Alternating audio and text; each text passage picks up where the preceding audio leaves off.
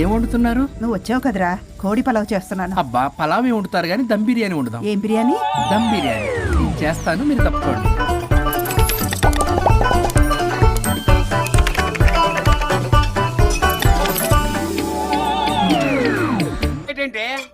అబ్బబ్బా, భోజన టైంలో కాఫీ ఏంటండి?